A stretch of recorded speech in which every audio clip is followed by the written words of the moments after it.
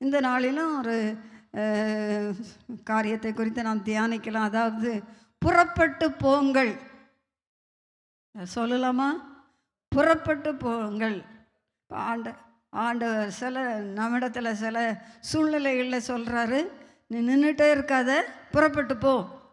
இங்கே உட்கார்ந்துடாத, புறப்பட்டு போ. இங்கே படுத்து கிடந்துடாத, புறப்பட்டு போ. அசதியாக இருக்காத, புறப்பட்டு போ என்று சில சூழ்நிலைகளில் நம்மை பார்த்து கத்த சொல்லுகிறார். இதை நாம் கொஞ்சம் வேத வசனங்கள் மூலமாக தியானிக்கலாம். நம்முடைய வாழ்க்கையிலும் இப்படிப்பட்ட சூழ்நிலைகள் இருக்குமானால் நாம் மலைத்து திகைத்து நின்று விடாதபடிக்கு கர்த்தருடைய பாதையிலே முன்னோக்கி செல்ல வேண்டும். புறப்பட்டு போய்கொண்டே இருக்க வேண்டும். அந்த வழியை நமக்கு கர்த்தர் காட்டுகிறார். அந்த பாதையின் வழியாக அவர் இயேசுவின் பின்னாலே நாம் சென்று கொண்டே இருக்க வேண்டும். எங்கும் நின்று விடக்கூடாது. பாருங்கள், இந்த சோதோம் குமார பட்டணத்தை அழிக்கும் முன்னாலே தூதன் போய் சொல்லுகிறார். என்ன சொல்லுகிறார்? சீக்கிரம் இந்த இடத்த விட்டு காலி பண்ணு, இந்த இடத்த விட்டு போ, நான் இதை அழிக்க போகிறேன், இந்த சமபூமியில் எங்கும் நில்லாதே, உன் ஜீவன் தப்ப ஓடிப்போ அப்படி என்று அவனிடத்தில் சொன்னார். அவங்களுக்கு நம்பவே முடியல. இந்த சோதோம் குமாராவை நான் அழிக்க போகிறேன் என்று சொன்ன வார்த்தை அவர்களுக்கு புரிந்து கொள்ளவும் இல்லை, நம்பவும் முடியவில்லை. அவங்க தாமதித்து கொண்டிருந்தார்கள். தூதன் சொன்ன வார்த்தைக்கு அவர்கள் உடனே கீழ்ப்படியவில்லை. கிழக்கு வெளுத்து வருகிறது. தேவன் வானத்திலிருந்து அக்கினியும் கந்தகமும் அனுப்பி அந்த பட்டணத்தை அழிக்கப் போகிறார். அதற்குள்ளதாக இந்த லோத்து குடும்பத்தை தப்பு வைக்க வேண்டும். அதற்காக தேவன் தூதரை அனுப்பினார். முந்தின நாள் இரவிலே அனுப்பிவிட்டார். இவர்கள் தாமதம் பண்ணி கொண்டிருக்கிறார்கள். கர்த்தர் பார்த்தார், அந்த தூதன் பார்த்தார். இனி கொஞ்ச நேரத்தில் அக்கினி வந்து இறங்குமானால் இவங்களும் சேர்ந்து தான் அழிந்து போக வேண்டும். அவர் பார்த்தார். லோத்துடைய கையையும் மனைவியுடைய கையையும் 2 குமாரத்திகளுடைய கைகளையும் பிடித்து இழுத்து பட்டணத்துக்கு வெளியே கொண்டு போய்விட்டார்கள். ஹல்லேலூயா! தாமதம் எவ்வளவு பெரிய பாவம். அப்புறம் அங்கே போய் சொல்கிறாங்க, அந்த இடத்துல போய் தான் சொல்கிறாரு தூதன், இந்த சமபூமியில் எங்கும் நின்று விடாதே, நிற்காதே, உன் ஜீவன் தப்ப ஓடிப்போ என்று சொல்லுகிறார். அந்த மலைக்கு ஓடிப்போ என்று சொல்லுகிறார். அப்போ அவன் சொல்கிறான், மலைக்கு ஓடிப்போ என்னால் முடியாது ஆண்டவரே, நான் என்ன இங்கே சின்ன பக்கத்தில் ஒரு சோவார்ன்ற ஊர் இருக்கிறது, அந்த ஊரில் போய் இருந்துக்கிறேன்னு அவன் கேட்குறான். பாருங்கள், அவங்களுக்கு இந்த இதை விட்டு போகிறதுக்கு மனமே இல்லை. சரி, அப்போவும் தூதன் சொல்கிறாரு, என்ன சொல்கிறார்? சரி, உன் நிமித்தமாக அந்த இடத்த நான் அழிக்கலை, நீ போ, சீக்கிரமாக தேவனிடத்திலிருந்து அக்கினி வருவதற்குள்ளாக நீ போய் ஓடி தப்பித்துக்கொள் என்று துரிதப்படுத்துகிறார்.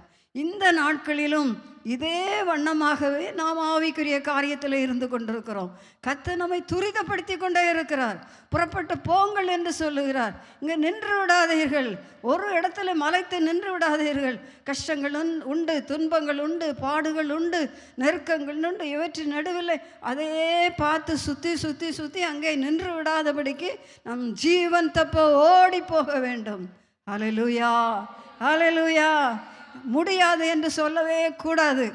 எந்த காரியத்தையும் கர்த்தருடைய வசனம் நமக்கு செய்யக்கூடாத ஒரு காரியத்தை ஆவியானவர் வசனத்தில் எழுதி வைக்கவே மாட்டார். நாம் செய்யக்கூடியது தான் இந்த வசனத்தில் அவர் எழுதி வைத்திருக்கிறார். ஆகையினாலே நாம் அவருடைய வார்த்தைக்கு அப்படியே கீழ்ப்படிய வேண்டும், கீழ்ப்படிந்து பழக வேண்டும். சில நேரம் சிலருடைய ஒரு சுவாபம், கீழ்ப்படியவே மாட்டாங்க. என்ன சொன்னாலும் அப்படி செய்யணுமா, அங்கே போகணுமா, இப்படி தான் இருக்கணுமா, இப்படி தான் உடுத்தணுமா, இப்படி தான் செய்யணுமா, வசனம் இப்படி இருக்கிறது, இதை செய்யுங்கள் என்று. அவங்களும் இப்படி செய்யலையா, நான் தான் செய்யணுமா, இப்படி என்று கேள்வி கேட்டு கொண்டிருந்தீர்களானால் இது பெரிய ஆபத்து. ஆமென், ஹல்லேலூயா! யாரும் நம்முடைய வாழ்க்கையில் அப்படி இருந்து விடவே கூடாது. பாருங்கள், யாத்திராகமம் 14ஆம் அதிகாரம் 15வது வசனம். யாத்திராகமம் 14:15. அப்பொழுது கர்த்தர் மோசேயை நோக்கி, நீ என்னிடத்தில் முறையிடுகிறது என்ன? புறப்பட்டு போங்கள் என்று இஸ்ரவேல் புத்திரருக்கு சொல்லு. ஆமென். இது நமக்கு எல்லாருக்கும் தெரிந்த ஒரு காரியம்தான். அதாவது இஸ்ரவேல் ஜனங்கள் எகிப்தை விட்டு புறப்பட்டு வந்து விட்டார்கள். கர்த்தர் அவர்களை அழைத்து கொண்டு வந்தார். எகிப்திலே அவர்கள் மகா உபத்திரவத்தை அனுபவித்தார்கள். இந்த பார்வோனுக்கு அடிமை வேலை செய்து அவர்கள் மனம் நொந்து கர்த்தரை நோக்கி முறையிட்டு கொண்டே இருந்தார்கள். பெருமூச்சு விட்டு கொண்டிருந்தார்கள். அவன் அடிமை வேலை நடத்தி கொண்டிருந்தான். ஒரு அடிமையாய் இந்த இஸ்ரவேல் ஜனங்களை ஒடுக்கி கொண்டிருந்தான். அடிமை வேலை செய்யும்படியாக அவன் இந்த ஜனங்களை துரிதப்படுத்தி ரொம்ப கொடுமையாய் நடத்தி கொண்டிருந்தான். இந்த பெருமூச்சு, அவனுடைய கொடுமை எல்லாம் தேவ சந்நிதியில் வந்து எட்டுனது. அப்போது அவர் கேட்டு மனதுருகி இப்போ மோசையை அனுப்புகிறார் அங்கிருந்து விடுவித்து வரும்படியாக. உங்களுக்கு எல்லாம் தெரிந்த பாகம்தான். விடுவித்து வரும்படியாக அனுப்புகிறார். அவன் விடலை. இஸ்ரவேல் ஜனங்களே, நீ அனுப்பிவிடு என்று கேட்டபோது அவனை அனுப்பலை. 10 வாதைகளை தேவன் அனுப்பினார், கொடுமையான வாதைகள்.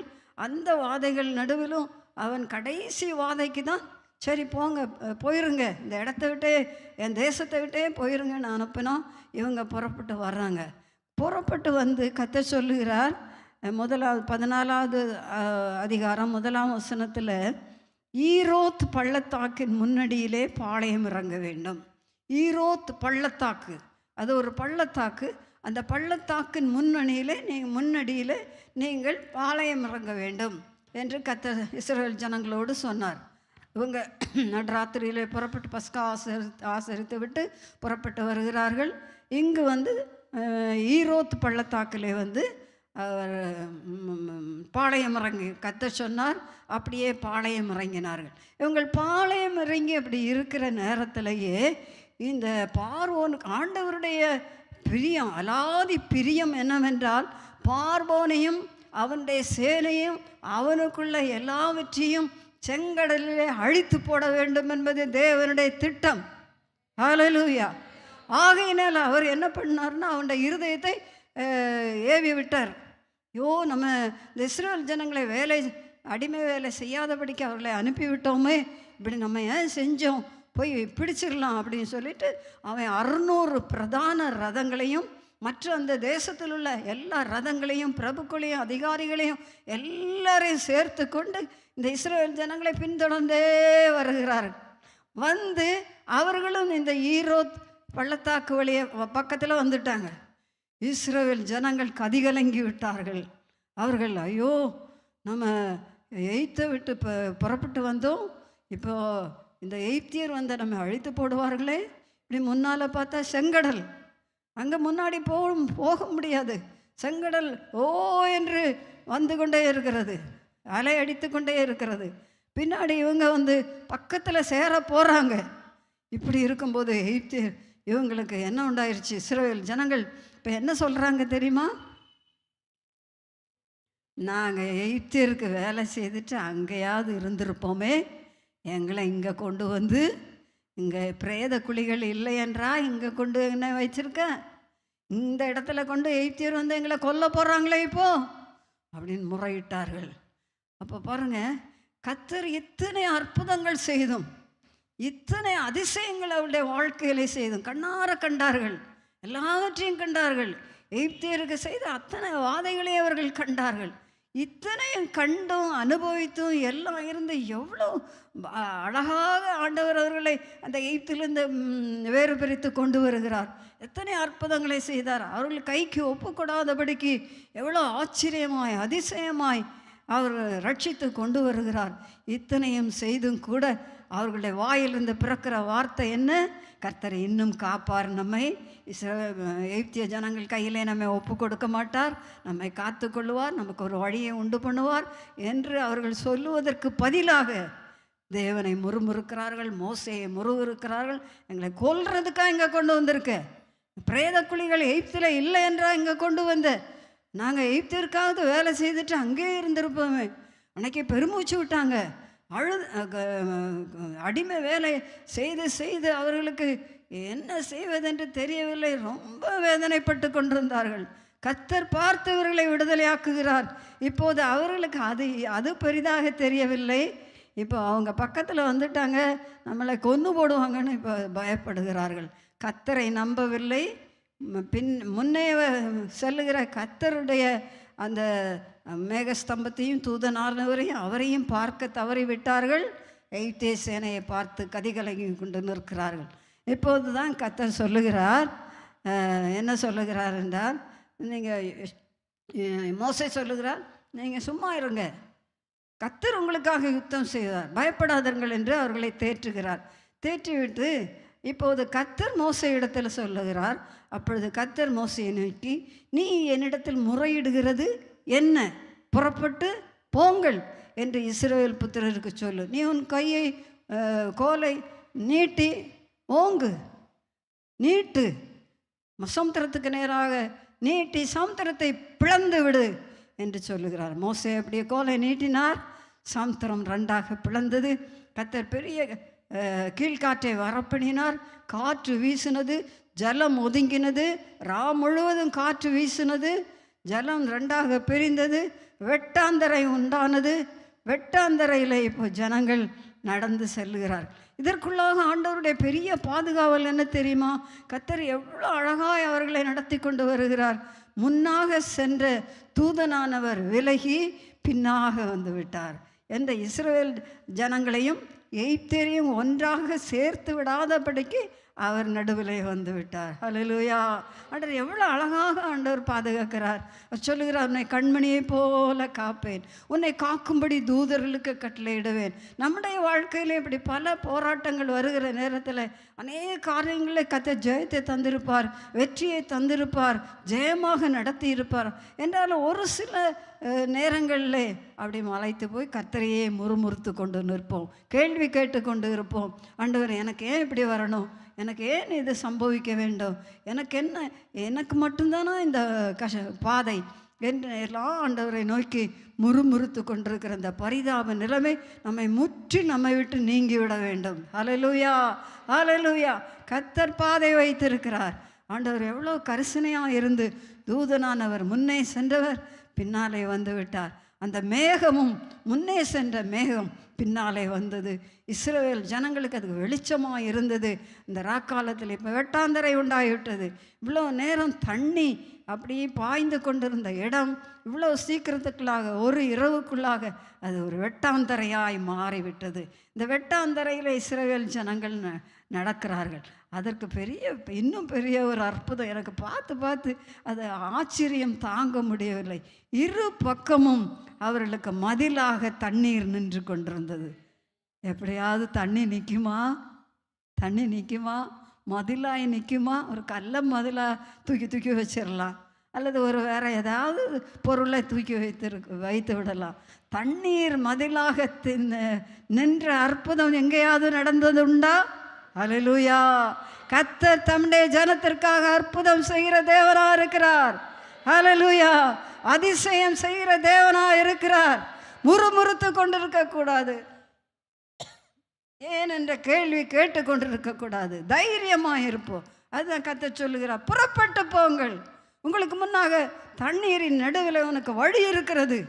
தண்ணீர் என்று பார்த்து கொண்டு நிற்காதே, சமுத்திரம் என்று பார்த்து கொண்டு நிற்காதே, சமுத்திரத்தின் ஊடாக நான் வழியை வைத்திருக்கிறேன். ஹல்லேலூயா!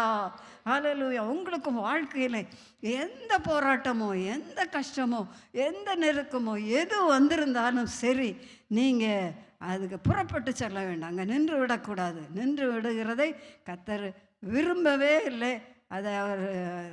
அதை வெறுக்கிறார். அதான் ஆண்டவர் சொல்கிறாரு, ஏன் இவங்க அப்படி நின்றுட்டே இருக்கிறாங்க அப்படின்ட்டு அவர் கொஞ்சம் கடினமாகத்தான் பேசுவதாக தெரிகிறது.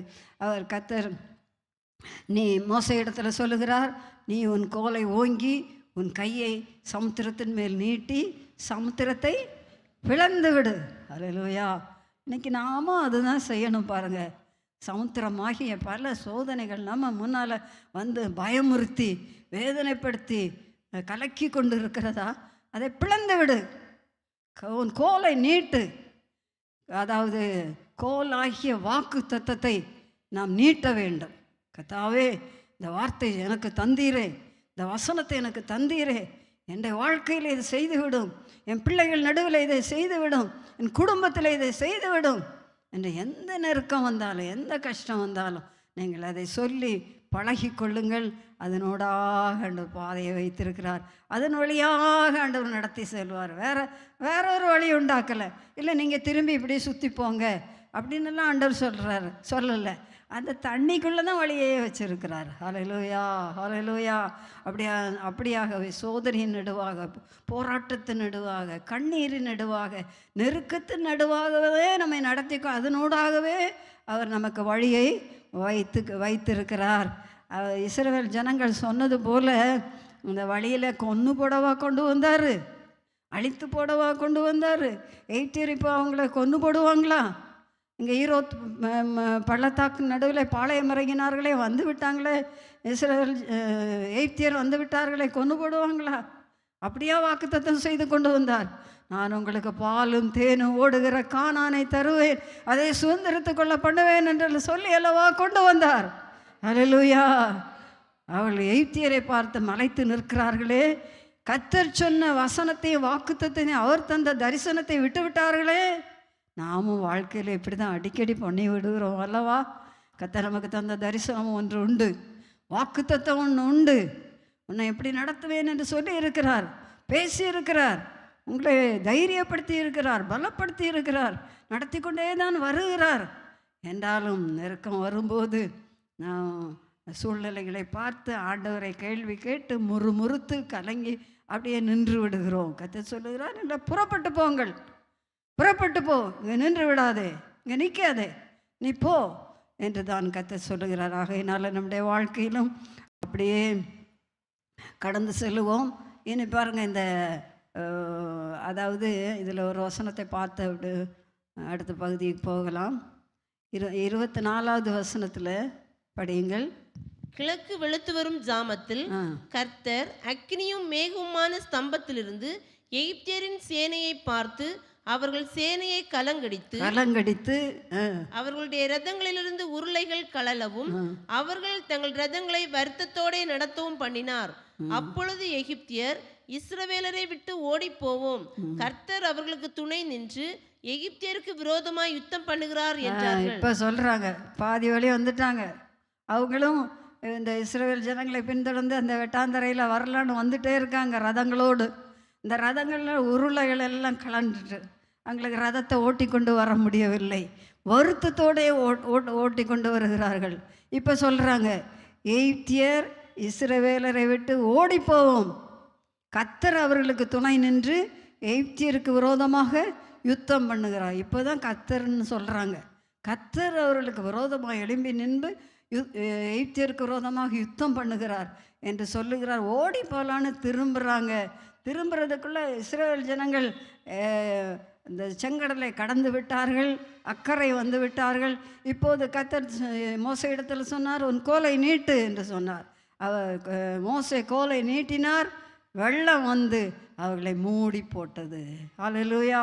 கரங்களை தட்டி கர்த்தரை ஸ்தோத்திரிப்போம். சோத்திரம் சோத்திரம் சோத்திரம் சோத்திரம் சோத்திரம். கர்த்தர் நமக்கு விரோதமாக எழும்பி வருகிற எல்லா போராட்டங்களையும், எல்லா சூழ்நிலைகளையும், எல்லா கஷ்டங்களையும், நெருக்கங்களையும், எந்த சோதனையாக இருந்தாலும் அவற்றையெல்லாம் இப்படி தான் அழித்து ஜெயம் தருவார். நம்ம நினைக்கிறபடி அவர் செய்ய மாட்டார். பாருங்க, யுத்தம் கர்த்தருடையது, கர்த்தர் உங்களுக்காக யுத்தம் செய்வார். யுத்தம் அவருடையது, அவர் யுத்தம் செய்வார். நாம் புறப்பட்டு போக வேண்டும், இயேசு பின்னாலே போய்கொண்டே இருக்க வேண்டும், சிலுவை சுமந்து கொண்டு அவர் பின்னாலே செல்ல வேண்டும். அவர் நமக்கு செம்மையான பாதையில் நடத்தி ஜெயத்தின் மேல் ஜெயத்தை தந்து கர்த்தர் நம்மை நடத்தி கொண்டே போவார். அவர் சொன்னபடி நிச்சயமாகவே கானானுக்குள்ளே சுதந்திரிக்க பண்ணுவார். இவங்க நாங்கள் கொன்று போடவா இந்த வனாந்தரத்தில் கொண்டு வந்தீங்கன்னு சொன்னவங்க அத்தனை பேரும் இந்த வனாந்தரத்தில் செத்தே போனாங்க. அவங்க வாயின் மொழியே அவங்களுக்கு நடந்தது. அவங்க என்ன சொன்னாங்களோ அதன்படியே அவர்களுக்கு நடந்தது. உணர்றீங்களா? ஆமென். கர்த்தரை உயர்த்தவில்லை, அவர் தந்த வாக்குத்தத்தத்தை விசுவாசிக்கவில்லை, கர்த்தரை உறுதியாய் பற்றி கொள்ளவில்லை. அவர் இத்தனை அற்புதங்கள் செய்தும், இத்தனை அதிசயங்கள் செய்தும் கூட அவர்கள் திரும்பவும் ஆண்டவரை முறுமுறுத்து கொண்டு தான் இருந்தாங்க. தண்ணி இல்லைன்னா முறுமுறுக்கிறது. மோசைக்கு விரோதமாக கல்லை எடுத்து மோசை மேலே எரிய பார்க்குறாங்க. அப்புறம் சாப்பாடு இல்லைன்னா அதுக்கு பகடம். இத்தனை காரியங்களையும் காட்டி எங்களை சாகவா கொண்டு வந்தீங்க, சாகவா கொண்டு வந்தீங்கன்னு மோசேயை கேட்டாங்க. செத்தே போனாங்க. சாகவா சாகவான்னு கேட்டுக்கொண்டு இருந்து எல்லாரும் என்ன எங்கே செத்தாங்க? இந்த வனாந்தரத்தில் 40 வருஷ காலமாக நடத்தி எல்லாரும் சாகும்படியாக கர்த்தர் செய்தார். கொள்ளை ஆவார்கள் என்று சொன்னு அவருடைய பிள்ளைகள் கானானை சுதந்திரித்து கொண்டார்கள். அல்லேலூயா. என் பிள்ளைகளையெல்லாம் கொள்ளையிடவா கொண்டு வந்து கொள்ளை ஆவார்களே இந்த வனாந்தரத்தில் என்று அவர்கள் அழுதார்கள். இப்போது அவர்கள் கொள்ளை ஆவார்கள் சொன்ன அவருடைய சுதந்திரமான சந்ததிகள் கானானுக்குள்ளே பிரவேசித்தார்கள். அல்லேலூயா. ஆனால் கர்த்தர் வாக்கு தத்தத்தில் உண்மை உள்ளவர். மனம் மாற அவர் மனுஷன் அல்ல, பொய் சொல்வதற்கு அவர் மனுபுத்திரனும் அல்ல. சொன்னதை செய்வார். உங்களுக்கு என்ன வாக்குத்தத்தம் சொன்னாரோ, ஒருவேளை நீங்கள் ரட்சிக்கப்பட்ட நாளில் ஒரு வாக்குத்தத்தம் உங்களுக்கு கர்த்தர் கொடுத்துருக்கலாம், அல்லது அபிஷேகம் பெற்ற நாட்களில் கர்த்தர் ஒரு வாக்குத்தத்தத்தை கொடுத்துருக்கலாம். இனி வழியிலே நீங்கள் வர இந்த வனாந்தர யாத்திரையில் இஸ்ரேல் ஜனங்களுக்கு வந்தது போல் பல கஷ்டங்களும் நெருக்கங்களும் வரும் என்றால் அந்த வாக்குத்தத்தத்தை பிடித்து கொள்ளுங்கள். கர்த்தர் பொய் சொல்ல அவர் மனிதன் அல்ல, மனம் மாறும் அவருக்கு ஒரு மனுபுத்திரனும் அல்ல, பொய் சொல்வதற்கு அவர் மனுஷன் அல்ல, மனுஷனை போல அல்ல. கர்த்தரை மனுஷனை போல கணக்கிடாதீர்கள். அல்லேலூயா, அல்லேலூயா. ஆகையினாலே கர்த்தருடைய காரியங்களில் நாம் உண்மையாரோ அவர் தந்த வாக்கு தத்தத்தை உறுதியாய் பற்றி கொள்ளுவோம். நீங்கள் ஜெபித்துட்டு இருக்க வேலையில் ஒரு தரிசனத்தை உங்களுக்கு கர்த்தர் காட்டியிருக்கலாம், ஒரு சொப்பனத்தை உங்களுக்கு கர்த்தர் தந்திருக்கலாம், ஒரு வாக்கு தத்தம் உங்களுக்கு தந்திருக்கலாம். அது நிச்சயம் நிறைவேறும். அல்லேலூயா. கர்த்தருடைய வார்த்தை ஒருபோது பொய் சொல்லவே சொல்லாது. அதை பிடித்து கொண்டு முன்னேறி போவோம். கர்த்தர் நம்மை ஆசீர்வதிப்பாராக. இன்னும் பாருங்க, ஏசாயா 52:11 படியுங்கள். புறப்படுங்கள், புறப்படுங்கள், அவ்விடம் விட்டு போங்கள், அசுத்தமானதை தொடாதிருங்கள். கர்த்தருடைய பாத்திரங்களை சுமக்கிறவர்களே, அதன் நடுவிலிருந்து புறப்பட்டு உங்களை சுத்திகரியுங்கள். ஆமென். இங்கே என்ன புறப்பட சொல்லுகிறார் கர்த்தர் என்றால், அசுத்தமானதை தொடாதிருங்கள். நாம் பரிசுத்த ஜனம். ஏசாயா 35:10 படியுங்கள். சாரி,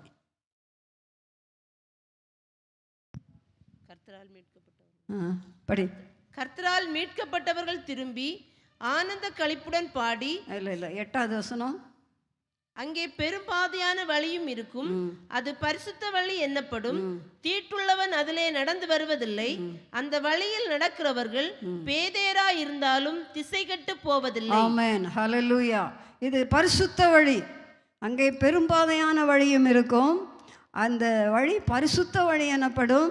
தீட்டுள்ளவன் அதில் நடந்து வருவதில்லை, அந்த வழியில் நடக்கிறவர்கள் பேதையராக இருந்தாலும் திசை கட்டு போவதில்லை. இது பரிசுத்தமான வழி. சும்மா எல்லாரும் வந்து நடந்து போய் கொண்டு இருக்க முடியாது. தீட்டுள்ளவன் அங்கு நடந்து வர முடியாது. பாருங்க, இதெல்லாம் ஏசாயாவில் படித்த 52:11 படித்தோம் அல்லவா? இது என்னது? அசுத்தமான இடம். புறப்படுங்கள், புறப்படுங்கள், அவ்விடம் விட்டு போங்கள். நீங்கள் அசுத்தமான ஒரு இடத்துல அங்கே இருந்து கொண்டு நான் எங்கள் பரிசுத்த வாழ்க்கை செய்வேன் என்று சொல்லி கொண்டு இருக்க முடியாது. அவிடம் விட்டு புறப்பட்டு போங்கள், அசுத்தமானதை தொடாதிருங்கள். கர்த்தருடைய பாத்திரங்களை சுமக்கிறவர்களே, அதன் நடுவிலிருந்து புறப்பட்டு உங்களை சுத்திகரியுங்கள். உங்கள் குடும்பத்தில் ஆனாலும் சரி, உங்கள் தெருவில் ஆனாலும் சரி, உங்களை பாவத்துக்கு உட்பட பண்ணுகிற எந்த சூழ்நிலை, எந்த நபர், எந்த குடும்பம், அல்லது உங்கள் குடும்பத்துக்குள்ளே வச்சுக்கிங்களேன், உங்கள் அக்கா குடும்பம்னு வைங்க. அங்கே போனால் என்ன வேண்டாத காரியங்களை பேசுவோம், மற்றவங்களை பற்றி குறையே சொல்லிகிட்டு இருப்போம். இன்னும் ஒரு விசுவாசியை கண்டால் அந்த விசுவாசி இப்படி, இவர் இப்படி, இந்த ஊழியக்காரர் இப்படி, அவர் இப்படி இப்படின்னு குறை பேசுகிறது. இவங்களோடு சேர்ந்து சேர்ந்து சேர்ந்து நீங்களும் பேசி பேசி பேசி உங்களுடைய வாழ்க்கை தீட்டுப்பட்டு போகிறது. அந்த அவ்விடம் விட்டு புறப்பட்டு போங்கள். அங்கே நிற்காதுங்க. அந்த வீட்டுக்குள்ளே பிரவேசித்தால் உங்களுக்கு தவறு, உங்கள் வாயினாலே பல வார்த்தைகளை பேசிவிடுவீர்கள் என்று தெரிந்தால் அந்த வீட்டுக்குள்ளே போய் பேசிகிட்டு இருக்காதுங்க. அந்த வீட்டிலேருந்து போயிருங்க. அந்த வீட்டுக்குள்ளே நுழைவதை பார்க்கலும் புறப்பட்டு புறப்பட்டு போங்கள், புறப்படுங்கள் புறப்படுங்கள், அவ்விடம் விட்டு போங்கள். அந்த வீட்டில் இருக்காதுங்க, போயிருங்க. அதனால் சண்டை போட்டுக்கிட்டு கோபத்தோடு எரிச்சலோடு வரணும்னு சொல்லலைல்ல. நாம் நம்முடைய வாழ்க்கை சுத்தமாக காத்து கொள்ள வேண்டும். ஆமென். ஒரு அசுத்தம் நடக்கும் என்று ஒரு இடத்துல நாம் தெரிந்தோமானால் அந்த இடத்துல நாம் போகவே கூடாது, விலகி இருந்து கொள்ள வேண்டும். அல்லேலூயா. அவ்விடம் விட்டு போங்கள், எச்சரிப்பாக ஆண்டவர் சொல்லுகிறார். புறப்படுங்கள் புறப்படுங்கள், அவ்விடம் விட்டு போங்கள், அசுத்தமானதை தொடாதிருங்கள். கர்த்தருடைய பாத்திரங்களை சுமக்கிறவர்களே, அந்த நடுவில் இருந்து புறப்பட்டு உங்களை சுத்திகரியுங்கள். தேவன் பரிசுத்தர். நம்முடைய வாழ்க்கையிலும் எப்போதும் நம்முடைய பரிசுத்தத்தை காத்து கொள்ள வேண்டும். இது பரிசுத்தமான வழி. ஏசாயா 35 படித்தோம் அல்லவா? 35:8 வசனத்தில், அங்கே பெரும் பாதையான வழியும் இருக்கும், அது பரிசுத்த வழி எனப்படும், தீட்டுள்ளவன் அதில் நடந்து வருவதில்லை. அது வழியில் நடக்கிறவர்கள் பேதைகள் தான். அவங்க படிக்கலை பாருங்கள். இயேசு சீஷர்களை எப்படி தெரிந்து கொண்டார்? இந்த கடலில் மீன் பிடிக்கிறவர்களை தான் தெரிந்து கொண்டார். நல்லா படித்தவங்க, பெரியவங்க, எல்லா அறிவாளிகள் இருக்கிறாங்க, அவங்கள தெரிந்து கொள்ளவில்லை. அவர் இந்த ஏழை ஜனங்களை தான் தெரிந்து கொண்டார், படிப்பறியாதவர்களை தான் தெரிந்து கொண்டார். அவர்களை கொண்டு ஆண்டவர் பலத்த காரியங்களை செய்தார். அப்போது சொல்கிறாங்க அப்போஸ்தலர் நடவடிக்கைகளில், மற்றவங்க பார்த்து சொல்லுவாங்க, இவங்க பேதமை உள்ளவர்கள் அல்லவா, படிப்பறியாதவர்கள் அல்லவா, ஆனால் இவங்க இயேசுவோடு கூட இருந்தவர்கள் என்று அவர்களுடைய ஊழியங்களை பார்த்துவிட்டு மற்றவர்கள் சாட்சியாய் கூறுகிறார்கள். அப்போ இயேசுவோடு இருக்க இருக்க கர்த்தர் நம்மை கொண்டு பெரிய காரியங்களை செய்வார். தீட்டுள்ளவன் இதில் நடந்து வர முடியாது. அசுத்தம் உதடுகளோடு அசுத்த நடக்கையோடு யார் இந்த பரிசுத்த வழியிலே வந்து கொள்ளவே முடியாது. முடியாதுன்னா முடியாது தான். அதனால தான் அந்த அசுத்தமானதை தொடாதிருங்கள், புறப்பட்டு போங்கள் என்று சொல்லப்பட்டிருக்கிறது. இன்னும் அந்த 9வது வசனத்தில் பார்த்தா, அங்கே சிங்கம் இருப்பதில்லை, துஷ்டமிருகம் அங்கே போவதும் இல்லை, அங்கே காணப்படவும் மாட்டாது, மீட்கப்பட்டவர்களே அதில் நடப்பார்கள். அசுத்தம் தீட்டுள்ளவன் அங்கே வரமாட்டான். அங்கே நடக்கிறவர்கள் யார்? மீட்கப்பட்டவர்கள். அல்லேலூயா. பாருங்கள், செங்கடலிலே அந்த பார்வோனின் ஜனங்களும் வந்துடலான்னு பார்த்தாங்க, எய்த்தியரும் வந்துடலான்னு பார்த்தாங்க. இது பரிசுத்த வழி அல்லவா? கர்த்தர் தம்முடைய ஜனத்துக்காக ஏற்படுத்தின வழி அல்லவா? அல்லேலூயா. கடலினூடாக வழியை வைத்திருந்தாரு, அவர்கள் ஒய்யாரமாய் கடந்து வருகிறார்கள். இவங்க நடக்கலான்னு பார்த்தாங்க, பிரதானமான ரதங்களை எல்லாம் ஓட்டி கொண்டு வந்தாங்க, இஸ்ரவேல் ஜனங்களை பிடிச்சு இழுத்து கொண்டு போயிடலான்னு பார்த்தாங்க. அல்லேலூயா. கடல் அவர்களை மூடி போட்டது. இங்கே பெரும்பாதையான வழி, இது பரிசுத்தமான வழி. தீட்டுள்ளவன் அதில் நடந்து வர முடியாது, எய்த்தியருக்கு அதில் வர முடியாது. பரிசுத்த கர்த்தரால் மீட்கப்பட்டவர்கள், இயேசுவின் இரத்தத்தினால் மீட்கப்பட்ட பிள்ளைகள், அவருடைய ஆவியினால் நிரப்பப்பட்டவர்கள், ஞானஸ்நானம் பெற்றவர்கள், கர்த்தருடைய வார்த்தைக்கு கீழ்ப்படிந்தவர்கள் மட்டுமே இதில் கடந்து வர முடியும். ஹல்லேலூயா. செங்கடல் ஞானஸ்நானத்தை குறிக்கிறது. செங்கடலை கடந்து வருவது ஞானஸ்நான சத்தியத்தை குறிக்கிறது. அது 1 கொரிந்தியர் 10வது அதிகாரத்தில் அது சொல்லப்பட்டிருக்கிறது. இந்த ஞானஸ்நானத்துக்கு இது ஒப்பனையாக இருக்கிறது. இப்போ ஞானஸ்நானம் எடுக்காமல், இந்த செங்கடலை கடந்து போகாமல் அடுத்தபடி நம்ம அந்த பரிசுத்த வழியில் முன்னேறி போக முடியாது. ஆகையினாலே ஞானஸ்நானம் பெற்றுக்கொள்ள வேண்டும். ரட்சிப்பு, ஞானஸ்நானம், பரிசுத்தாவியின் அபிஷேகம், இதை பெற்றுக்கொண்டவர்கள் மாத்திரம்தான் இந்த பரிசுத்த வழியிலே நடந்து வர முடியும். ஹல்லேலூயா. ஹல்லேலூயா. கர்த்தர் நம்மை ஆசீர்வதிப்பாராக. இந்த பாதைக்கென்றே கர்த்தர் நம்மை அழைத்திருக்கிறார். இந்த பாதையிலே நடத்தி கொண்டிருக்கிறார். முடிவு பரியந்த நடத்தி அவர் நம்மை மகிமையிலே சேர்த்து கொள்வார். ஹல்லேலூயா. இன்னும் ஒருவன் எழுந்து புறப்பட்டதை குறித்து நாம் படிக்கலாம். லூக்கா சுவிசேஷம் 15வது அதிகாரம் 20வது வசனம். லூக்கா 15:20. எழுந்து புறப்பட்டு தன் தகப்பனிடத்தில் வந்தான். அவன் தூரத்தில் வரும்போதே அவனுடைய தகப்பன் அவனை கண்டு மனதுருகி ஓடி அவன் கழுத்தை கட்டி கொண்டு அவனை முத்தம் செய்தான். ஆமென். இது நமக்கு எல்லாருக்கும் தெரிஞ்ச சம்பவம் தான். இளைய குமாரன் தகப்பனிடத்தில் ஆஸ்தி, தனக்கு வர வேண்டிய பங்கு ஆஸ்தியை கேட்டான். வாங்கி கொண்டு தூர தேசத்துக்கு போனான். அந்த பணம் செலவு வரைக்கும் அவனுக்கு அநேக நண்பர்கள் இருந்தார்கள். நல்லா செலவு பண்ணணும், நல்லா எல்லாத்தையும் அனுபவித்தோம். இப்படியே ஹோஹோ அப்பா வீட்டை விட்டு வந்துட்டோமே, நமக்கு எவ்வளோ ஜாலியாக இருக்கிறது என்று நினைத்தான். சரிதான், அப்பா வீட்டை விட்டு வந்தது. இப்போ அவனுக்கு தெரியவில்லை, தேசத்தில் பஞ்சம் உண்டாயிற்று, அவனுக்கு சாப்பாட்டுக்கு வழி இல்லை, சாப்பிட ஒன்றும் கிடைக்கல. அவன் ஒரு பன்றி மேய்க்கிற குடியானண்டத்தில் போய் ஒட்டி கொண்டான். அந்த பன்றிக்கு கொடுக்குற தவிட்டை தின்னும்படியாக ஆசையாக இருந்தான். அவனுக்கு யாரும் கொடுக்கவில்லை. அல்லேலூயா! எவ்வளோ பெரிய பரிதாபம், எவ்வளோ பெரிய பெரிய செல்வந்தருடைய குமாரன் இப்படி ஒரு பரிதாப நிலைமைக்குள்ளே அவன் தள்ளப்பட்டு இங்கே கிடக்கிறான். அவன் யோசித்து பார்த்தான், அவன் வயிறெல்லாம் ரொம்ப ஒட்டி போய் கிடக்கிறது, பசி தாங்க முடியவில்லை, என்ன சாப்பிடுவது என்று தெரியவில்லை. தவிட தின்ன போனால் அங்கேயும் கூட தடை, அவனுக்கு என்ன செய்ய என்று தெரியவில்லை. இப்போ தான் அவனுக்கு ஒரு புத்தி உண்டானது. இந்த வசனத்தை மறுபடியும் படியுங்கள். எழுந்து புறப்பட்டு தன் தகப்பனிடத்தில் வந்தான். அவன் தூரத்தில் வரும்போதே அவனுடைய தகப்பன் அவனை கண்டு மனதுருகி ஓடி அவன் கழுத்தை கட்டி கொண்டு எழுந்து புறப்பட்டான். அதை புறப்படுகிறது தான் சொன்னேன். அங்கேயே இருந்துட்டு இருந்தா நான் அப்படியே பட்டினால சாக வேண்டியது தான். இப்போ அவன் எழுந்து புறப்பட்டான். தகப்பனுடைய வீட்டை நினைத்தான். என்னுடைய தகப்பன் யார்? என் தகப்பன் வீட்டில் வேலைக்காரர்களுக்கு கூட பூர்த்தியான சாப்பாடு இருக்கிறது. என் தகப்பன் செல்வந்தர். நான் எவ்வளவு ராஜகுமாரனை போல இருக்க வேண்டியவன் அல்லவா? இந்த பன்றி கூட்டத்திலே வந்து கிடக்கிறேனே, இந்த நாற்றத்துக்குள்ளே கிடக்கிறேனே நினைத்தான். நினைத்து அங்கேயே இருக்கவில்லை, எழுந்து சொல்லுங்க அந்த வார்த்தையை, புறப்பட்டான். அல்லேலூயா! அங்கேயே இருந்துட்டுன்னா அந்த பன்னியோடு கிடக்க வேண்டியதுதான். அங்கேருந்து எந்திரிச்சு புறப்பட்டுட்டான். புறப்பட்டு தகப்பன் பார்த்து கொண்டே இருக்கிறான். என் மகன் எப்போது வருவான், என் மகன் எப்போது வருவான், என் மகன் எப்போது என்னிடத்தில் வருவான் என்று பார்த்து கொண்டே இருக்கிறார். அவர் பார்க்கிறார் தூரத்தில், என்னுடைய மகனா உருக்குலைந்து வருகிறான், அவன் துர்நாற்றத்தோடு வருகிறான், கந்தை துணியோடு வருகிறான், அப்படியே வருகிறான். என் மகன் அல்லவா? அவர் தூரத்திலே பார்த்தார், அவர் மனதுருகினார், ஓடி போனார். அவருடைய அன்பு எவ்வளோ பெரிய அன்பு பார்த்தீர்களா? அவன் வரட்டும், அங்கே வந்து எங்கேயாவது உட்காரட்டும், கிடக்கட்டும், இவ்வளோ நேரம் என்னை விட்டுட்டு போனானே என்று அப்படி அவர் அசட்டையாக இருக்கவில்லை. தூரத்திலே கண்டார், மனதுருகினார், ஓடி போனார், அவன் கழுத்தை கட்டி அவனை முத்தம் செய்தார். இத்தனை காரியமும் அந்த தகப்பன் அவனுக்கு செய்தார்.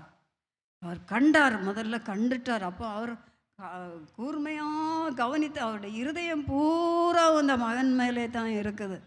கண்டார். கண்டவர் என்ன செய்தார்? மனதுருகினார். யோ, என் மகனா இப்படி வருகிறானே என்று மனதுருகினார். ஓடினார், நடக்கக்கூட இல்லை. தகப்பனார் ஒரு வயது சென்றவராக இருக்கலாம் அல்லவா, என்றாலும் அவருக்கு நடந்து போகக்கூடாது, ஓடணும். ஓடினார், கழுத்தை கட்டி கொண்டார். அந்த துர்நாற்றத்தை எப்படி அவர் கட்டி பிடித்தாரோ தெரியவில்லை. கழுத்தை கட்டினார், அதோடு விடவில்லை, முத்தம் செய்தார். இதுதான் தகப்பனின் அன்பு. நம் ஏசப்பாவின் அன்பு தான் விளையேறப்பட்ட அன்பு. ஒருவேளை நீங்கள் தவறுகள் உங்களிடத்தில் வந்திருக்கலாம், அவரை விட்டு நீங்கள் தூரமாக போயிருக்கலாம், அவர் வார்த்தைக்கு கீழ்ப்படியாமல் எங்கேயோ செய்யாதேன்னு சொன்னதெல்லாம் நீங்கள் செஞ்சுருக்கலாம். எது செய்தாலும் அது நிமித்தமாக பல தண்டனையும் கூட நீங்கள் அனுபவிக்கலாம். ஆவிக்குரிய வாழ்க்கையிலே நாம் பின்மாற்றத்துக்குள்ளே போயிருந்தாலும் கூட, இப்போது தகப்பன் எப்போது என் மகன் என்கிட்ட வரமாட்டாளா, என் மகன் என்னை தேடி வரமாட்டாளா என்று காத்து கொண்டே இருக்கிறார். ஆமேன், அல்லேலூயா. இந்த கூட்டத்தில் யாராகினும் அப்படிப்பட்ட ஒரு சூழ்நிலையில் இருப்பீர்களானால், பின்மாற்றத்துக்குள்ளே இருப்பீர்களானால், ஒருவேளை வெளியே தெரியாது, வெளியே எல்லாரை போல் பைபிள் தூக்கிட்டு நம்ம சர்ச்சுக்கு போதும், ஆராதிக்கிறோம், வசனத்தை கேட்குறோம், ஜெபம் பண்ணுறோம், எல்லாம் பண்ணுறோம். ஆனால் இருதயம் கர்த்தருக்கு நேராக இல்லை. இருதயத்தில் தேவ அன்பு இல்லை. இருதயத்தில் பல அசுத்தங்களும் அக்கிரமங்களும், இருதயத்தில் பல கெட்ட சுவாவங்களுமாய் நிறைந்து கிடக்கிறது. இதை கர்த்தர் விரும்பவே இல்லை. இந்த வெளி வேஷத்தை அவர் விரும்பவே இல்லை. இரட்டை வேஷம் போட முடியாது. ஆகையினாலே நீங்கள் என்ன நிலையில் இருக்கிறீர்களோ அந்த நிலையிலே வாருங்கள், இயேசுவிடத்தில் வாருங்கள். அப்போ அவர் என்ன செய்வார்? உங்கள் துர்நாற்றத்தை எல்லாம் நீக்கி அவனுக்கு உயர்ந்த வஸ்திரங்களை உடுத்தி அவனுக்கு பெரிய விருந்து பண்ணினார். இப்போ தேவ அன்பு, விலையேறப்பட்ட அன்பு. ஹல்லேலூயா. நீங்கள் இருக்கிற நிலைமையில அப்படியே உட்கார்ந்து அந்த இடத்துல இருக்கக்கூடாது. எழுந்து புறப்பட வேண்டும், எழுந்து புறப்பட வேண்டும். ஆமென். இந்த காரியத்தில் நீங்கள் மௌனமாக இருக்கக்கூடாது, அஜாக்கிரதையாக இருக்கக்கூடாது, தாமதம் பண்ணக்கூடாது. இன்னும் அவன் தாமதம் பண்ணுவானான இன்னொரு சில நாட்கள் இல்லை, அவன் சாவுதான். நான் ஆவிக்குரிய ஜீவியத்தை குறித்து நான் சொல்லுகிறேன். இப்படியே நீங்கள் ஒரு பின்மாற்ற நிலையிலே போய்கொண்டிருப்பீர்களானால் இன்னும் ஒரு சில நாட்களுக்குள்ளே உங்களுடைய எல்லா ஆவிக்குரிய அனுபவத்தை இழந்து போய்விடுவீர்கள். ஆமென். ஹல்லேலூயா. எழுந்து புறப்படுங்கள், இயேசு இடத்தில் வாங்க. மனுஷ இடத்துல போக நான் சொல்லலை, இயேசு இடத்தில் வாங்க. மனதுருகுவார், அணைத்து கொண்டு முத்தமிடுவார், உங்களை கட்டி பிடித்து கொள்ளுவார். உங்களுக்கு செய்ய வேண்டிய அத்தனை ஆசீர்வாதங்களையும் இரட்டிப்பாக முன்னை காட்டிலும் அதிகமாக உங்களுக்கு தருவார். ஹல்லேலூயா. பின்மாற்றத்திலிருந்து இருக்கிறவர்கள் மறுபடியும் திரும்பி கர்த்தரிடத்தில் ஓடி வர வேண்டும். இது ஜமாளித்து கொண்டு அப்படியே இருக்கக்கூடாது, அங்கேயே இருக்கக்கூடாது. நான் சொன்னது போல் அப்படியே ஜமாளித்து கொண்டு அந்த இடத்துல இருந்தால் கொஞ்ச நேரத்தில் என்னதான்? சாவு தான், பிழைக்க முடியாது. மரணம், ரெண்டாம் மரணமாகி அக்கினியும் கந்தகமும் எரிகிற கடலில் தள்ளப்படுவீர்கள். ஹல்லேலூயா. ரட்சிப்பை இழந்து, ஞானஸ்நானத்தின் அனுபவத்தை, அந்த சந்தோஷத்தை இழந்து, ஆவியானுடைய அன்பை இழந்து, நம்முடைய இஷ்டம் போல ஜீவித்து இப்படியே போயிடலாம். எங்கள் ஆராதனைக்கும் போகலாம், நம்ம மனம் போலையும் ஜீவிக்கலாம். அப்படி இருந்தீர்களானால் இது பெரிய ஆபத்து. ஹல்லேலூயா. உங்கள் நிலைமையை உணர்ந்து கர்த்தரிடத்தில் வந்து விடுதலையை பெற்றுக்கொள்ளுவோம். கர்த்தர் நம்மை மார்போடு அணைத்து அரவணைத்து முத்தமிட்டு அவர் சேர்த்து கொள்வார். அவருடைய அன்பு அவ்வளோ விலையேறப்பெற்ற அன்பு. ஹல்லேலூயா. மத்திய சுவிசேஷம் 25வது அதிகாரம் 6வது வசனத்தை படியுங்கள். நடுராத்திரியிலே இதோ மணவாளன் வருகிறார், அவருக்கு எதிர்கொண்டு போக புறப்படுங்கள் என்கிற சத்தம் உண்டாயிற்று. ஆமென். ஹல்லேலூயா. இதுவும் எல்லாருக்கும் தெரிந்த ஒரு சம்பவம். பரலோக ராஜ்யம், முதலாம் வசனத்தில், பரலோக ராஜ்யம் தங்கள் தீவெட்டிகளை பிடித்து கொண்டு மணவாளனுக்கு எதிர்கொண்டு போக புறப்பட்ட 10 கன்னிகைகளுக்கு ஒப்பாயிருக்கிறது. இப்போது பரலோக ராஜ்யத்தை குறித்து இயேசு பேசுகிறார் தம்முடைய சீஷர்களோடு. தீவெட்டிகளை பிடித்து கொண்டு மணவாளனுக்கு எதிர்கொண்டு போக புறப்படுகிற 10 கன்னிகைகளுக்கு ஒப்பாயிருக்கிறது. 10 கன்னிகைகளை சொல்லுகிறார். 10 கன்னிகைகளிலே 5 பேர் புத்தி உள்ளவர்கள், 5 பேர் புத்தி இல்லாதவர்கள். ஏன் புத்தி இல்லாமல் போயிட்டு அவங்களுக்கு? கன்னிகைகள் தானே, மணவாளனுடைய வருகைக்காக காத்திருந்தவர்கள் தானே. ஏன் அவர்களுக்கு புத்தி இல்லை? ஏன் புத்தி இல்லாமல் போய்விட்டது? அவர்கள் தீவெட்டியை கொண்டு போனாங்க, புத்தி இல்லாதவங்க. வேற என்ன கொண்டு போகலை? எண்ணெயை கொண்டு போகல. அதான் புத்தி இல்லை. புத்தி இல்லாதது என்னதுனால? எண்ணெயை கொண்டு போகலை. கூட விளக்கு இருக்குது, தீவெட்டி இருக்கிறது. தீவெட்டி எண்ணெய் இருந்தால் தானே எரிய முடியும். எண்ணெயை கொண்டு போகவில்லை. ஆனால் புத்தி உள்ளவங்க இந்த தீவெட்டியோட எண்ணெயும் கொண்டு போனாங்க. அவங்க புத்தி உள்ளவங்க. ஹல்லேலூயா. மணவாளனுடைய வருகைக்காய் காத்திருக்கிற நாம் எப்படி இருக்கிறோம்? தீவெட்டி மட்டும்தானா? தீவெட்டியோடு கூட எண்ணெயும் கொண்டு செல்லுகிறீர்களா? மணவாளன் வருவாரே. ஹல்லேலூயா. இதோ மணவாளன் வருகிறார், அவருக்கு எதிர்கொண்டு போக புறப்படுங்கள் என்கிற சத்தம் உண்டாயிற்று. உண்டாகும் ஒரு நாள். ஹல்லேலூயா. பாருங்க, நடுராத்திரியிலே அந்த சத்தம் உண்டாகிறது. நடுராத்திரியிலே இன்னும் அதில் ஒரு முக்கியமான காரியம் என்னவென்றால், ராத்திரி வேளையில் என்ன ஆயிடுச்சுன்னா எல்லாருக்கும் தூக்கம் வந்துருச்சு. பாதி ராத்திரியில் வரும்போது அவங்களுக்கு 10 பேருக்கும் என்ன உண்டாயிற்று? தூக்கம் உண்டாயிற்று. தூங்கினா 5 பேர் தூங்கலை, 5 பேர் தூங்காமல் இருந்தாங்களா? 10 பேரும் தூங்கிட்டாங்க. அவங்க தூங்கிட்டு இருக்கிற வேளையில் தான், இந்த நடுராத்திரியில் தான் இந்த சத்தம் உண்டாகிறது. எந்த சத்தம்? இதோ நடுராத்திரியில் இதோ மணவாளன் வருகிறார், அவருக்கு எதிர்கொண்டு போக புறப்படுங்கள் என்கிற சத்தம் உண்டாயிற்று. இப்போது புறப்படுங்கள் என்ற சத்தம் உண்டாகிறது. பாருங்கள், எகிப்தை விட்டு புறப்பட்டு வந்தார்கள், செங்கடலை விட்டு புறப்பட்டு வந்தார்கள், வனாந்தரத்தில் புறப்பட்டு வந்தார்கள், வந்து வந்து வந்து வந்து கானானுக்குள்ளே பிரவேசித்தார்கள். இல்லையா? புறப்பட்டு வந்து இல்லை, பின்னால் போகலை. ஒரு முறை இஸ்ரவேல் ஜனங்கள் கூட நம்ம ஒரு தலைவனை ஏற்படுத்தி திரும்பி எகிப்துக்கு போயிடுவோன்னெல்லாம் பேசிக்கிட்டாங்க. ஒருக்கா அவங்கெல்லாம் அழிந்தார்கள். ஆமேன். இப்படி பின் திரும்பி போகக்கூடாது, முன்னே போய் கானானுக்குள்ளே சுதந்திரித்தார்கள். இதே வண்ணமாக நாமும் இப்போது ஓடிக்கொண்டே இருக்கிறோம். நடுராத்திரியிலே இருக்கிற நாம், நடுராத்திரி வேளையிலே சத்தம் கேட்கும், இதோ மணவாளன் வருகிறார், அவருக்கு எதிர்கொண்டு போக புறப்படுங்கள். ஆமேன். மணவாளன் வந்து விட்டார், அவர் சீக்கிரமாய் வருகிறார். இதோ வருகிறேன், சீக்கிரமாய் வருகிறேன் என்று சொல்லி கொண்டிருக்கிறவர் மெய்யாகவே ஒரு நாள் வந்து விடுவார். அல்லேலூயா. அப்போது நம்முடைய தீவெட்டிகள் என்ன செய்ய வேண்டும்? பிரகாசிக்க வேண்டும், எழும்பி பிரகாசிக்க வேண்டும். எழும்பு சியோனே, வல்லமையை தரித்துக்கொள், அலங்கார வஸ்திரங்களை உடுத்திக்கொள், எழும்பி பிரகாசி என்று சொல்லப்பட்டிருக்கிறது. பிரகாசம் குறைஞ்சி போகக்கூடாது. முந்தி மாதிரி நான் இப்போ இல்லை, ஜபிக்கிறதெல்லாம் இல்லை, ஆவியில் நிறைகிறதெல்லாம் முந்தி மாதிரி இல்லை அப்படின்னு சொல்லிட்டு இருக்கிறீங்களா? அதெல்லாம் தப்பு. இந்த ஆவியானுடைய நிறைவு நமக்குள்ளே வந்து கொண்டே இருக்க வேண்டும். வேலைகளை செய்தாலும் நம்முடைய உள்ளம் ஆவியானவரோடு இணைந்து துதித்து ஸ்தோத்திர பலிகளை செலுத்தி அந்நிய பாஷைகளை பேசி மற்றவங்க கேட்கணும்னு செய்யணும்னு அவசியம் இல்லை. நமக்குள்ளாத அந்த அனுபவம் வந்து கொண்டே இருக்கணும். தெய்வீக சிந்தையாலே நிரப்பப்பட்டு கொண்டிருக்க வேண்டும். நடுராத்திரி நேரம் சீக்கிரமாய் வந்து கொண்டே இருக்கிறது.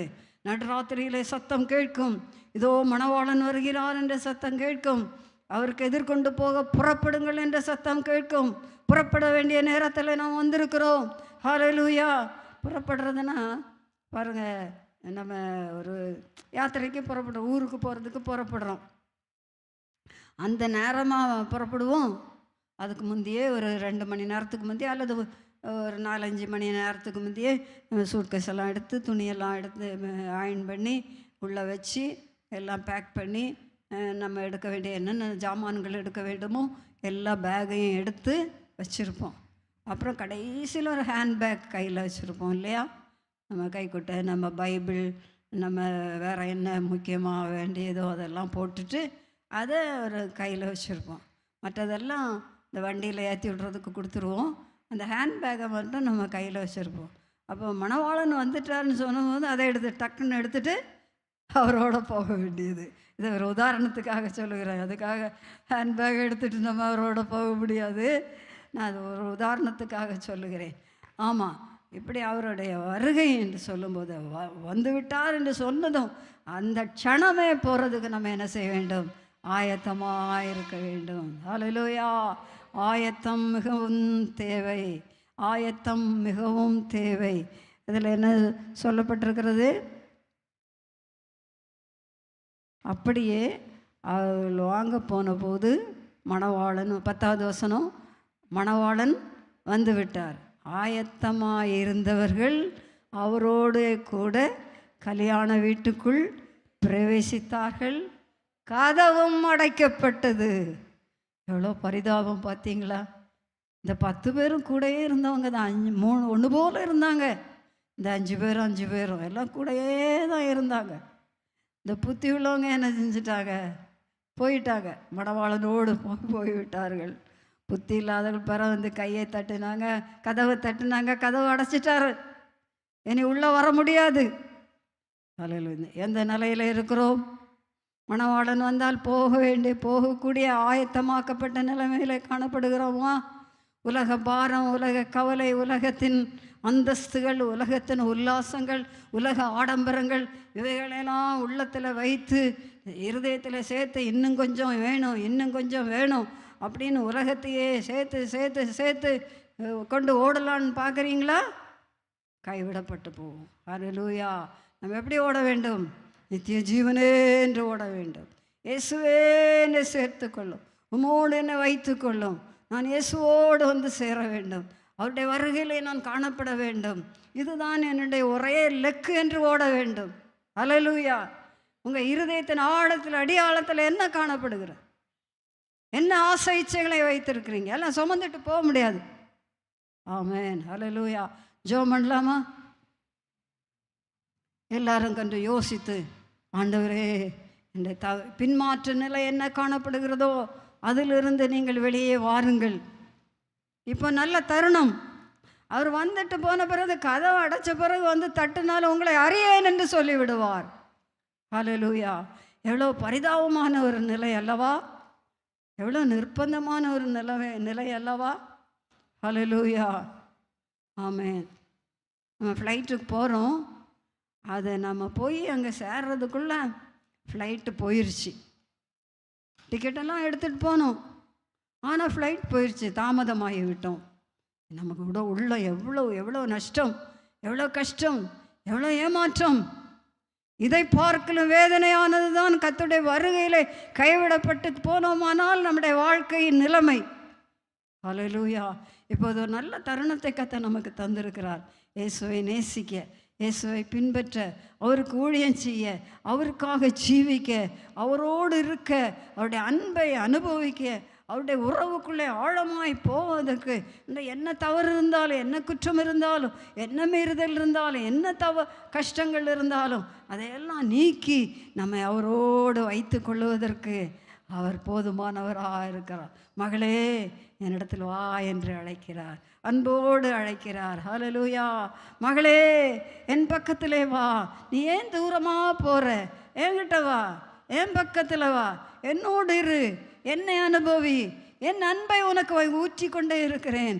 இந்த கல்வாரி சிலுவையிலே உனக்காக நான் காயப்பட்டேனே, ஜீவனை கொடுத்தேனே, ரத்தம் சிந்தினேனே, அந்த ரத்தம் உன்னை இன்றைக்கும் உனக்காக காத்து கொண்டே இருக்கிறது. உன்னை சுத்தமாக்கும்படியாக அவர் ரத்தம் சிந்தி இருக்கிறார். அவர் பட்ட பாடுகள் எத்தனை எத்தனை எத்தனை அதை சொல்லி வர்ணிக்க முடியுமோ, அதன் ஆழத்தை அறிந்து கொள்ள முடியுமோ, அவ்வளோ பாடுகளை அவர் அனுபவித்தாரே. ஹல்லேலூயா. சோத்திரம் சோத்திரம் சோத்திரம். கரங்களை தட்டி கர்த்தரை நோக்கி ஜெபம் பண்ணுவோம். ஹல்லேலூயா. முழங்காலில் நிற்கிறவர்கள், முழங்காலில் நிற்க முடிந்தவர்கள் முழங்காலில் நின்று கர்த்தரை நோக்கி பார்க்கலாம். எங்கே நின்று கொண்டிருக்கிறீர்கள்? புறப்பட்டு போங்கள் என்று இந்த வேளையில் கர்த்தர் சொல்லுகிறார். புறப்பட்டு போங்கள், புறப்பட்டு போங்கள். கஷ்டம், துன்பம், பாடுகளை பார்த்து நின்று விட்டீர்களோ, புறப்பட்டு போங்கள், இயேசுவின் பின்னாலே போங்க. இந்த பரிசுத்த பாதையில் இந்த தீட்டுள்ளவன் நடந்து வர முடியாது, அது பெரும்பாதையான வழி எனப்படும். ஆமென். அசுத்தமானவர்கள் அங்கே வர முடியாது, பரிசுத்தமானவர்கள் மட்டுமா இந்த பரிசுத்த வழியிலே இயேசுவை பின்பற்றி வர முடியும். ஹல்லேலூயா, ஹல்லேலூயா, ஹல்லேலூயா. உங்களை பின்மாற்ற நிலையிலிருந்து விடுதலை ஆகுங்கள். பின்மாற்றம் உங்களை எல்லாம் கவ்வி போடும். ஹல்லேலூயா, ஹல்லேலூயா. இருதயத்திலே இஸ்ரவேல் ஜனங்கள் பின்மாறி எகிப்துக்கு திரும்பி போய்விட்டார்கள். அவங்க இந்த கானானுக்கு போகிற வழியில் தான் இருந்தாங்க, ஆனால் அந்த இருதய எகிப்துக்கு போய்விட்டது. அப்படி யாராக இருக்கிறீர்களா? ஹல்லேலூயா. இருதயத்திலே பின்வாங்கி விட்டீர்களா? சோத்திரம் சோத்திரம் சோத்திரம் சோத்திரம் சோத்திரம். உணர்ந்து கொள்ளுங்கள். அவரவர் குறைகளை அவரவரே உணர்ந்து கொள்ள வேண்டும். மற்றவர்கள் அறிந்து கொள்ள முடியாது. உன் காரியம் உனக்கும் தேவனுக்கும் மட்டுமே. உன் காரியம் உனக்கும் தேவனுக்கும் மட்டுமே. வேற யாரும் அறிந்து கொள்ள முடியாது. ஹல்லேலூயா, ஹல்லேலூயா, ஹல்லேலூயா, ஹல்லேலூயா. உணர்ந்து ஜெபம் பண்ணுவோம், உணர்ந்து ஜெபம் பண்ணுவோம். அந்த குமாரன், கட்ட குமாரன், அந்த இளைய குமாரன் உணர்ந்தான். தன்னை தகப்பன் வீட்டை உணர்ந்தான், தன்னை நிலையை அறிந்து கொண்டான். உடனே அவன் எழுந்து புறப்பட்டான். ஹல்லேலூயா, ஹல்லேலூயா. தன்னை பாவத்தை அப்படியே அறிக்கை செய்தான். அப்பாவிடத்தில் வந்தார். அப்பா பாவத்தை அறிக்கை இடுகிறதை அவர் எதிர்பார்க்கவில்லை, மகனை எதிர்பார்த்தார். அவன் போதும் என்று கட்டி அணைத்து கொண்டார், மனதுருகினார், முத்தமிட்டார். ஹல்லேலூயா, ஆமென். கொழுத்த கன்றை அடித்து அவனுக்காக பெரிய விருந்து பண்ணினார். ஹல்லேலூயா, ஹல்லேலூயா. அப்பாவின் அன்பு எவ்வளவு பெரியது, அப்பாவின் அன்பு எவ்வளவு விசேஷமானது. ஹல்லேலூயா. மனித அன்பை போல அல்ல, ஏசப்பாவின் அன்பு விலையேறப்பட்டது. ஓ லிகனதனமா ஷகாலியா ரிகதனமாலியா ரகோ ஷைமிலோ ஜனதிலி கலபா ரிஷைனியோ லிசனைடோ பஸ்மிலி தலைக்கமா ஹதுனா லீட்டரபா பிளஸினா ஷகனாதியா. அன்பு, அன்பு, நேசரின் அன்பு, நேசரின் அன்பு. ஹல்லேலூயா. மாற்றமில்லாத அன்பு, விலையேறப்பட்ட அன்பு, பரிசுத்த அன்பு, குற்றவாளி என்று தள்ளிவிடாத அன்பு, மார்போடு அணைத்து அரவணைக்கிற அன்பு. ஹல்லேலூயா, ஹல்லேலூயா. பாவ சேற்றிலிருந்து தூக்கி எடுத்த அன்பு, ரட்சித்தாரே, மீட்டு கொண்டாரே, அபிஷேகித்தாரே, ஞான ஸ்நானத்தினாலே அவரோடு உடன்படிக்கை பண்ணிக்கொள்ள செய்தாரே. சோத்ரம், சோத்ரம், சோத்ரம், சோத்ரம், சோத்ரம், சோத்ரம். உங்கள் குடும்பத்திலே பலர் இருந்தாலும் அவர்கள் எல்லாரை காட்டிலும் உங்களை தெரிந்து கொண்ட அன்பு எவ்வளோ பெரிய அன்பு. மிலரகோ லிஜனாஷானதலை கலபோஹை மரோ மசியலதுன ஹைப்ளைடர் ஹவுசியாரவோ லிரோதலியோ. நானாதி அன்புக்காக ஸ்தோத்திரம். நித்திய சிநேகத்தால் எங்களை சிநேகித்தீரே, காருண்யத்தினால் எங்களை இழுத்து கொண்டீரே, அன்பின் கயிற்றினாலே கட்டி இழுத்து கொண்டீரே. லிஹை மிலோதே லீலரவோ லீலரகசியா. இயேசுவே, புறப்பட்டு செல்ல கிருபைதார், புறப்பட்டு போக கிருபைதார், புறப்பட்டு போக கிருபைதார். இயேசுவின் பின்னாலே கந்துவிட கிருபைதார். இயேசுவே, நேசிக்க கிருபைதார். இயேசுவே, அண்டிக்கொள்ள கிருபைதார். இயேசுவே, பற்றிக்கொள்ள கிருபைதார். இயேசு போதும், இயேசு போதும், இயேசு போதும், இயேசு மட்டும் போதும். இந்த பாவ உலகம் வேண்டாம், இந்த அசுத்த உலகம் வேண்டாம். உலகத்தின் உல்லாசம், ஆடம்பரம், வேஷம் எல்லாம் வேண்டாம். எல்லாவற்றையும் உதறி தள்ளிவிட்டு புறப்பட்டு ஓடுங்கள். லோத்தின் மனைவியை நினைத்துக் கொள்ளுங்கள், லோத்தின் மனைவியை நினைத்துக் கொள்ளுங்கள். அவள் பின்னிட்டு பார்த்து ஒப்புத்தூடாகிவிட்டாள். ஹல்லேலூயா, ஹல்லேலூயா, ஹல்லேலூயா, ஹல்லேலூயா. மலைக்கு ஓடி போக சொன்னாரே, அவள் சமபூமியிலே உப்பு தூணாகிவிட்டாளே. சோதரசோ, இந்த நிலைமை யாருக்கு வந்து விடவே கூடாது. லோத்தின் மனைவியை நினைத்து கொள்ளுங்கள் என்று இயேசு தம்முடைய சீஷரிடத்திலே சொன்னார். க்ளோரி, ஹல்லேலூயா. ஹைமலகதனமலகதுரபௌசியா. குறைகளை நீக்க ஆண்டவரே, குற்றங்களை நீக்க ஆண்டவரே, இந்த பரிசுத்த ரத்தத்தினாலே ஒரு விசை கூட கழுவும் ஆண்டவரே. புறப்பட்டு போக சொல்லுகிறீரே ஆண்டவரே. நம்முடைய பிள்ளைகள் எந்த காரியத்தில் இருந்து புறப்பட்டு போக வேண்டுமோ புறப்பட்டு போக உணர்த்துவீராக, பேசுவீராக, எச்சரிப்பீராக. ஹல்லேலூயா, ஹல்லேலூயா. குறை குற்றங்கள் எல்லாவற்றிலிருந்தும் விடுதலை பெற்று ஜெயமாய் ஓட்டத்தை ஓட கிருபை தாரும் ஆண்டவரே. சோத்ரம், சோத்ரம், சோத்ரம், சோத்ரம், சோத்ரம், சோத்ரம், சோத்ரம், சோத்ரம், சோத்ரம், சோத்ரம், சோத்ரம். நடுராத்திரியிலே சத்தம் கேட்கிறது, இதோ மணவாளன் வந்து விட்டார், அவருக்கு எதிர்கொண்டு போக புறப்படுங்கள் என்கிற சத்தம் உண்டாயிற்று. ஹல்லேலூயா, ஹல்லேலூயா. ஆயத்தமா இருந்தவர்கள் மணவரைக்குள்ளே பிரவேசித்தார்கள், கதவும் அடைக்கப்பட்டது. ஓலி லிகரதனமா ஷபலா ரிமாசிலாந்தரி மிராரபா மிராத்தி கலஹம்மா கஸ்யா லகோ மஷா நஹோ மிலகா நதுரா சியா நதுரியா. ஜெயம், ஜெயம், ஜெயம் தாரு ஆண்டவரே. இயேசுவோடு கூட மணவரைக்குள்ளே பிரவேசிக்க ஆண்டவரே கிருபை தாருமப்பா. புறப்பட்டு போக கிருபை தாரு ஆண்டவரே. எங்கும் மலைத்து நின்று விடக்கூடாது ஆண்டவரே. ஏசப்பா, நமக்கு சோத்திரம். கிருபை தாருமப்பா, கிருபை தாருமப்பா. எல்லா தேவ பிள்ளைகளுக்கும் இந்த கிருபை நீர் அதிகமாக தந்து விடும்படியாய் ஜெபிக்கிறேன்.